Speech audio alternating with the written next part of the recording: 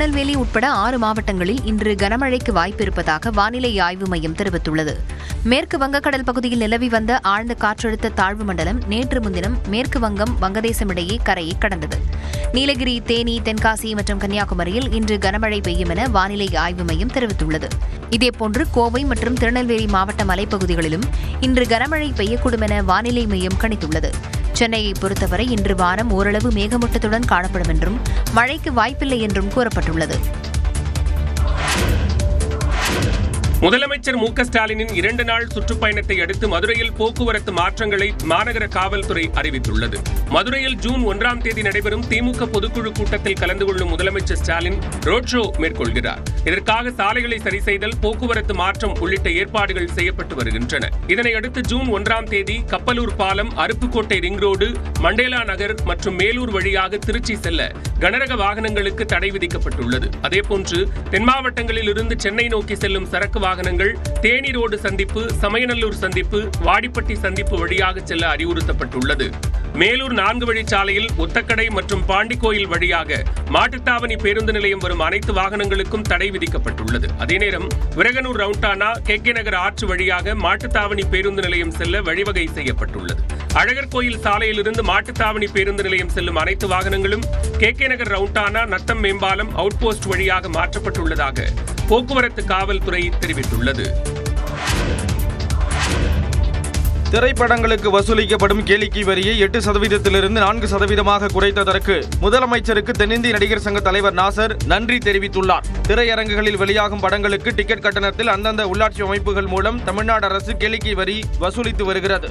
8% இருந்த அந்த வரியை குறைக்க வேண்டும் என திரைத்துறையினரும் திரையரங்கு உரிமையாளர்களும் நீண்ட நாட்களாக கோரி வந்தனர். அதை ஏற்று 4% வரியை குறைத்து தமிழ்நாடு அரசு அரசாணை வெளியிட்டுள்ளது. இதற்கு முதலமைச்சர் மு.க.ஸ்டாலினுக்கு நன்றி தெரிவித்து நாசர் அறிக்கை வெளியிட்டுள்ளார். மேலும் வரி குறைப்பிற்கு வழியமைத்து தந்த துணை முதலமைச்சர் உதயநிதி ஸ்டாலினுக்கும் நன்றி என நாசர் தெரிவித்துள்ளார். தமிழ் திரைத்துறை அண்மை காலமாக எதிர்கொண்டு வரும் மிக கடினமான காலகட்டத்தில் இந்த வரி குறைப்பு தயாரிப்பாளர்களுக்கு பெரும் சுமை குறைப்பாக இருக்கும் என அவர் குறிப்பிட்டுள்ளார். தொழில்நுட்ப வளர்ச்சியால் அலைபேசி வாயிலாக செயலிகளில் திரைப்படங்களை காண பழகி வரும் ரசிகர்களை திரையரங்குகளை நோக்கி மீண்டும் அழைத்து வரும் முகாந்திரமாக அமையும் என்றும் நாசர் நம்பிக்கை தெரிவித்துள்ளார். வரி குறைப்புக்கு தமிழ் திரைப்பட நடப்பு தயாரிப்பாளர்கள் சங்கம் சார்பிலும் முதலமைச்சருக்கு நன்றி தெரிவிக்கப்பட்டது. தந்தை பெரியாருக்கு சாதி சாயம் பூச முயற்சிப்பதாக தாவேக தலைவர் விஜய் பேசிய நிலையில், பெரியாரே தனது பெயரில் சாதி பெயரை குறிப்பிட்டவர்தான் என்று நாம் தமிழர் கட்சி ஒருங்கிணைப்பாளர் சீமான் தெரிவித்துள்ளார். ரீசன்ட் டைம்ல பாத்தீங்கன்னா தந்தை பெரியார் அவர்களுக்கே சாதி சாயம் பூச ட்ரை பண்றாங்க.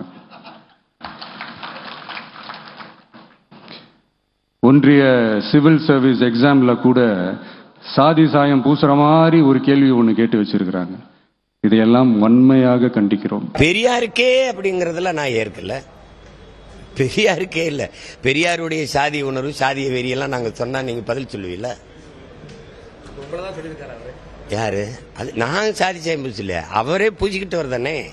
இப்ப நான் தான் முகமது அலி ஜின்னாவுக்கு எழுதின கடிதத்தை அனுப்புறவான்னு கேட்டேன், நீங்க ஒன்றும் சொல்லையே. ஆந்திராவில் ராமசாமி நாயக்கர் தானே படம் வெளியாச்சு, அதை யார் வெளியிட்டது?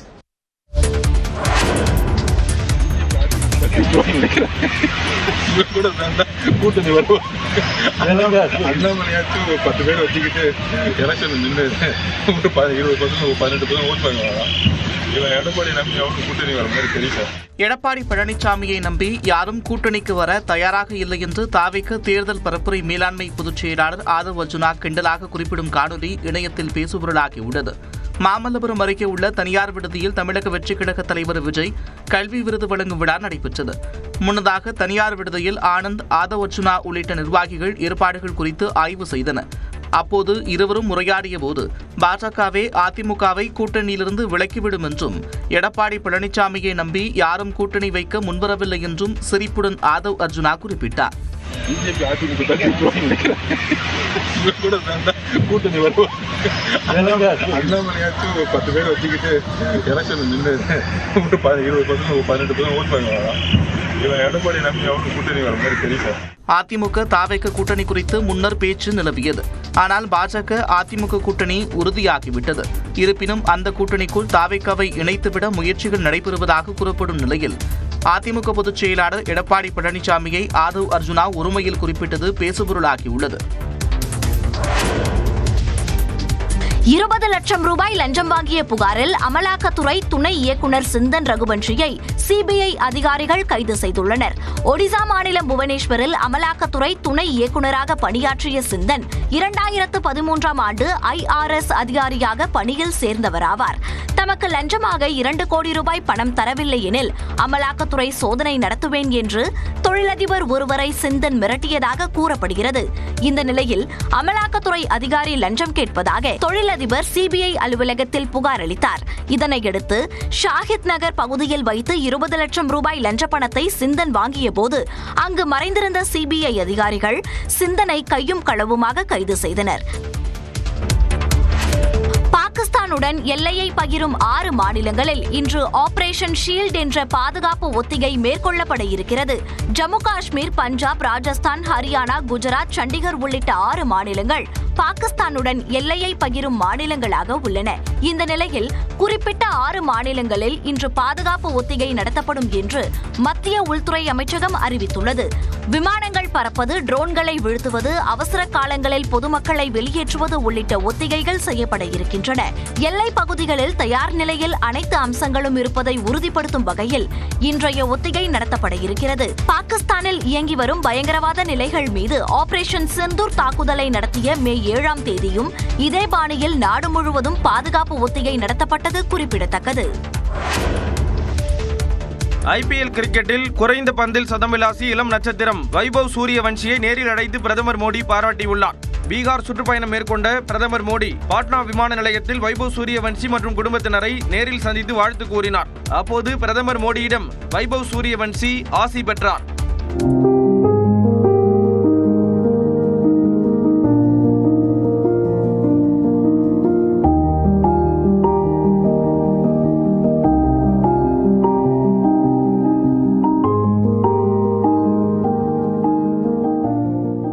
வைபவ் சூரியவன்ஷியை சந்தித்தது குறித்து தனது எக்ஸ் பக்கத்தில் பதிவிட்டுள்ள பிரதமர் மோடி, இந்திய இளம் கிரிக்கெட் புயல் வைபவ் சூரியவன்ஷியின் கிரிக்கெட் விளையாடும் திறனை கண்டு நாடே மெச்சுவதாக பாராட்டு தெரிவித்துள்ளார். கேரளாவில் கொட்டிய கனமழையால் காசர்கோடு மாவட்டம் மஞ்சேஸ்வரம் பகுதியில் இடுப்பளவு தண்ணீர் தேங்கியது. ചരിത്രത്തിലാദ്യമായിട്ട് ഇങ്ങനത്തെ വലിയൊരു തണ്ണി കയറിയത് പണ്ട് ചെറുതായിട്ടുണ്ട്. അപ്പൊ പണ്ട് പള്ളി താഴ്ചയിലുണ്ടായിരുന്നു. ഏതായാലും ഇന്നത്തെ ജുമ നഷ്ടപ്പെട്ട് ഈ പള്ളിയിൽ.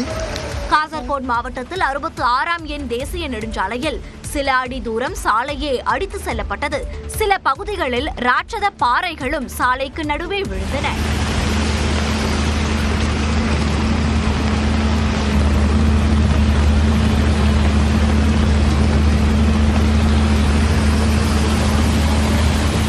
மாவட்டத்தில் 30 வீடுகளுக்குள் தண்ணீர் புகுந்ததால் அங்கு வசித்தவர்கள் பாதுகாப்பான இடங்களில் தங்க வைக்கப்பட்டுள்ளனர்.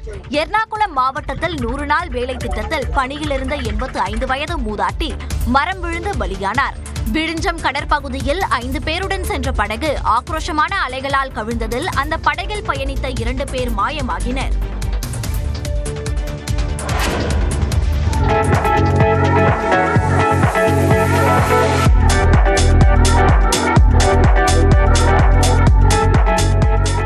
திருப்பூரில் இப்படி வீட்டு மொட்டை மாடிகளில் விமானம், ரயில், கார் உள்ளிட்டவை நிற்பது போல் கட்டடங்கள் அமைக்கப்பட்டு வருவது ட்ரெண்ட் ஆகி வருகிறது. திருப்பூர் மாவட்டம் படியூர் பகுதியைச் சேர்ந்தவர் பழனிசாமி சிறு வயது முதல் தான் பெற்ற அனுபவத்தால் வீடுகளை வித்தியாசமாக கட்டுவதில் கை தேர்ந்தவரான இவர் திருப்பூர் பகுதியில் ஏராளமான வீடுகளை கட்டி கொடுத்துள்ளார். வீட்டு மொட்டை மாடிகளில் ஏதாவது சிறப்பான வடிவமைப்பு கொடுப்பதே இவரது தனித்துவமாக இருந்து வருகிறது. 45 வருஷமா இருக்கிறாங்க. பில்டிங் 45 வருஷமா பில்டிங்க கான்ட்ராக்ட் பண்ணிட்டு இருக்கிறேன். ஒவ்வொரு பில்டிங்கு ஒவ்வொரு வித்தியாசமா இருக்கணுங்காக செய்யறாங்க. ஒவ்வொன்றும் ஒரு தோற்றம் இருக்கட்டும், ஒரு வித்தியாசமா காமிக்கலாங்கிறக்காக செஞ்சாங்க. படகு, கார், விமானம், ஹெலிகாப்டர், ஏவுகணை, ரயில் உட்பட ஏராளமான வடிவங்களை இவர் அமைப்பதால் அந்த வீடுகள் அந்தந்த ஏரியாக்களில் லேண்ட்மார்க்காக மாறி வருகிறது. ஒரு விமானம் ஒன்று செட் பண்ணியிருந்தாருங்க. நேச்சுரலாகவே விமானம் மாதிரியே இருந்துச்சுங்க. அச்சிருச்சு. இங்கே நல்லா கொஞ்சம் வரவேற்பும் கிடைச்சுங்க. எல்லாத்துக்குமே பிடிச்சிருந்துச்சு. ஹெலிகாப்டருக்கெல்லாம் பிளான் பண்ணியிருந்தோம். அது மாதிரி பண்ணி தான் இது மாதிரி வந்தது. ஏரியாவில் நல்லா இருக்குது. இதனால கொஞ்சம் எல்லாத்துக்கும் அடையாளமாக இருக்குது. இது நல்லா அடையாளம் சொல்றதுக்கு நல்லா வசதியாக இருக்குது. நல்லா குழந்தைகளுக்கும் இந்த ஸ்டைல் விருப்பமாக உள்ளதால் பலரும் தங்களது வீடுகளை இது போல அமைத்து வருகின்றனர்.